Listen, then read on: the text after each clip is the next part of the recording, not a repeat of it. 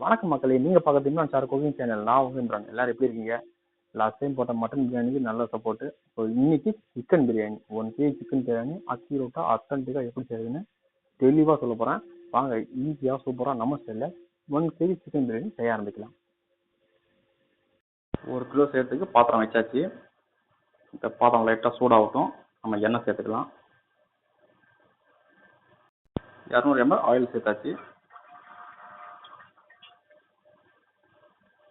இது கூடவே 400 கிராம் வெங்காயம், 1/4 ஸ்பூன் சோம்பு, 1/4 ஸ்பூன் ஜீரகம், 5 இஞ்சி பட்டை, லவங்கம், ஏலக்காய், ஒரு சின்ன ஸ்பூன் மிளகு, 3 பிரியாணி இலை, ஒரு பெரிய சைஸ் பட்டை அப்படி சேர்த்துக்கலாம்.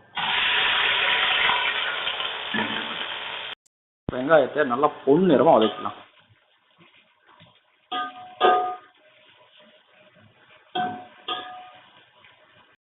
இந்த வெங்காயத்து கூடவே 1 டேபிள் ஸ்பூன் அளவுக்கு உப்பு சேர்த்துக்கலாம். என்ன வெங்காயம் சீக்கிரம் வதங்கிடும். வெங்காயம் பொன்னிறமா ஆயிடுச்சு. இப்போ மிளகாய் தூள் சேர்த்துக்கலாம். நான் 1.5 ஸ்பூன் சேர்த்துருக்கேன். காரம் உங்களுக்கு தேவைன்னா அதுக்கு ஏற்று சேர்த்துக்கோங்க. உங்களுக்கு எந்த அளவுக்கு தேவையோ அந்த அளவுக்கு சேர்த்துக்கோங்க.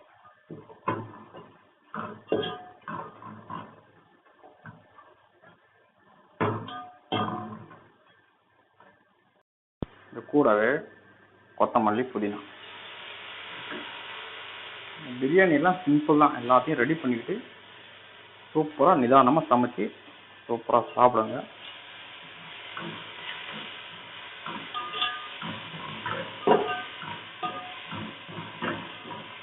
இஞ்சி பூண்டு பேஸ்ட் போடுறதுக்கு முன்னாடி அடுப்பை குறைச்சிக்கிங்க.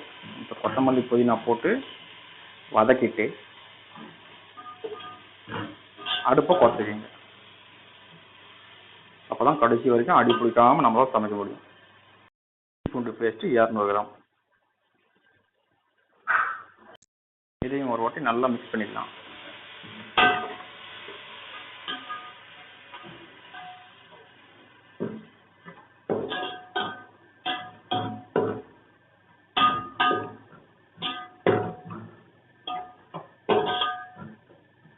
இந்த இஞ்சி பூண்டு பேஸ்டோட பச்சை வாசனை போகட்டும்.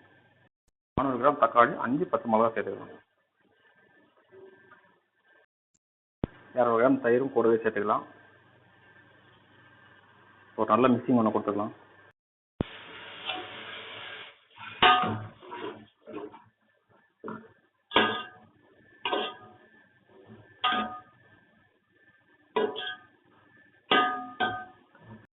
தயிரெல்லாம் சேர்த்து நல்லா ஒரு மிக்சிங் கொடுத்து இந்த மாதிரி கொதி வந்ததுக்கப்புறம் சிக்கனை சேர்த்துக்கோங்க.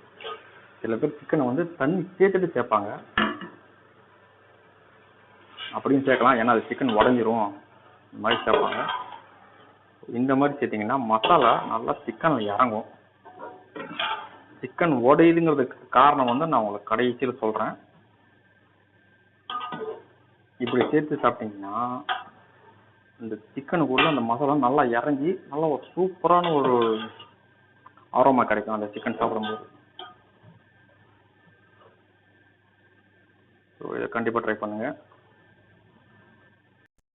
நல்லா கொதி வரும் சிக்கனு. பொறுமையாக ஒரு மிக்சிங்கை கொடுத்துக்கலாம்.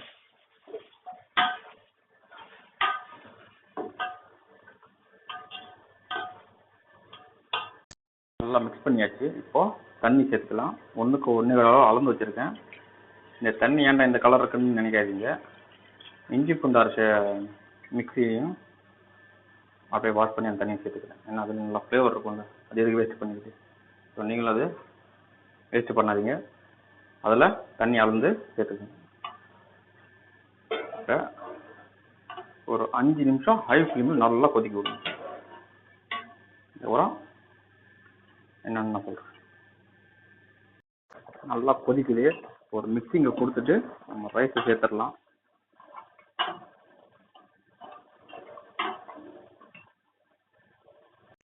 நம்ம ரைஸை சேர்த்துக்கலாம். பாஸ்மதி ரைஸை ரெடி பண்ணுறதுக்கு முன்னாடியே ஊற போட்டேன். சேர்த்துக்கலாம்.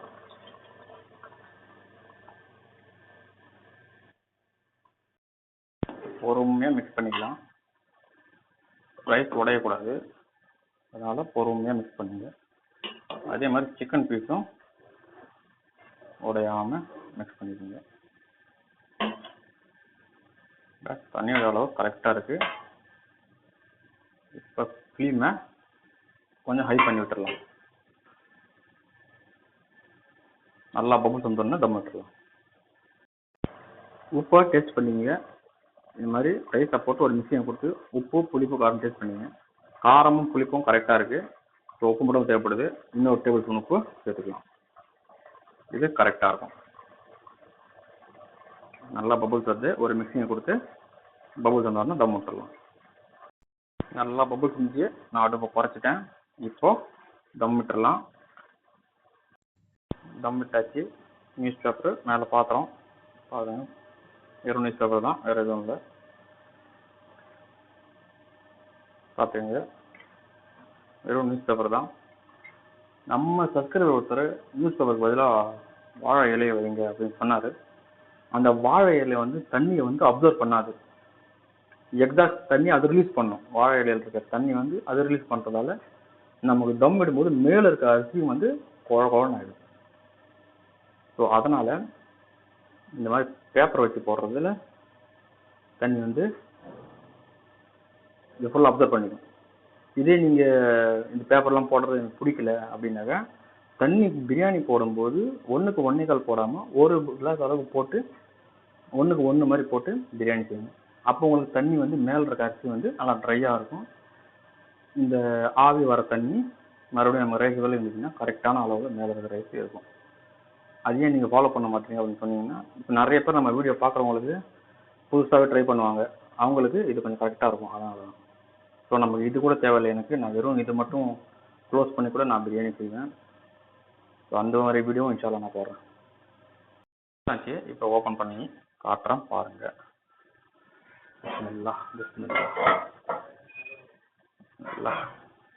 வா வா வா நம்ம பிரியாணி பாருங்க, தரமா இருக்கு, தரமா இருக்கு.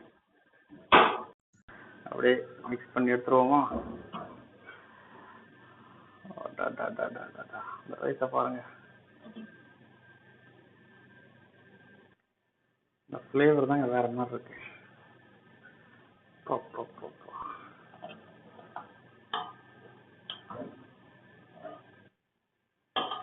தரமான பிரியாணி. இந்த பீஸ் பாருங்க, உடையாம எப்படி சூப்பரா இருக்கு. உடஞ்சிருன்னு சொல்றாங்கல்ல, எப்படி உடைஞ்சி ஒரு பீஸ் கூட உடைஞ்சு பாருங்க. சூப்பரான பிரியாணி பாருங்க, வேற லெவல் ரெடி ஆகி சாப்பிட போறோம். பிரியாணி சாப்பிட போறோம் பாருங்க.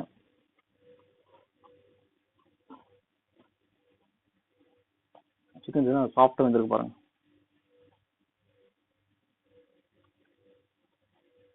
தரமா இருக்கு பிரியாணி. வீடியோ பிடிச்சிருந்தா லைக் பண்ணுங்க, ஷேர் பண்ணுங்க, கமெண்ட் பண்ணுங்க, சேனலை சப்ஸ்கிரைப் பண்ணுங்க. நன்றி, வணக்கம்.